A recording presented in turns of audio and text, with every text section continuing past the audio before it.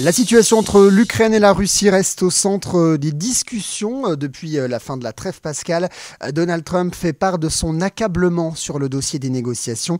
Mais les États-Unis ont récemment présenté une offre finale assez controversée, Vicky Varroquier. Donald Trump et son secrétaire d'État, Marco Rubio, ont averti que le soutien américain pourrait être retiré en l'absence de progrès dans les négociations, le reflet d'une posture de plus en plus ferme vis-à-vis de ce conflit majeur. Le président américain déclare que si pour une raison ou une autre, l'un des deux partis rend les choses difficiles, il allait simplement passer à autre chose. Cette position montre un engagement à ne pas soutenir indéfiniment des partis qui ne font pas d'efforts pour parvenir à un compromis.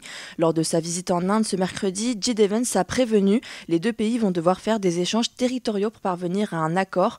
Le vice-président a également évoqué la possibilité de geler les lignes territoriales à un niveau proche de ce qu'elles sont aujourd'hui. Mais qu'est-ce que ça implique concrètement pour ces deux pays ? Pour les Ukrainiens, les États-Unis proposent une garantie de sécurité. Elle appliquerait un groupe ad hoc de pays européens et potentiellement non européens. Washington pourrait offrir un dédommagement et une aide à la reconstruction.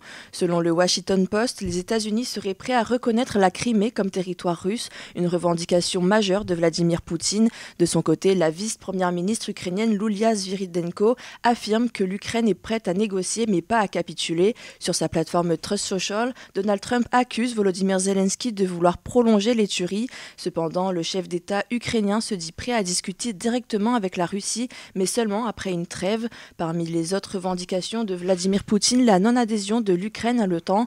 En revanche, une entrée dans l'Union européenne resterait possible. Vladimir Poutine a promis d'arrêter son invasion et de geler la ligne de front actuelle si ces revendications sont reconnues. L'administration américaine pourrait aussi lever les sanctions imposées à la Russie selon les termes d'un accord futur. Après plus de 3 ans de guerre, reste à voir si ces propositions suffiront.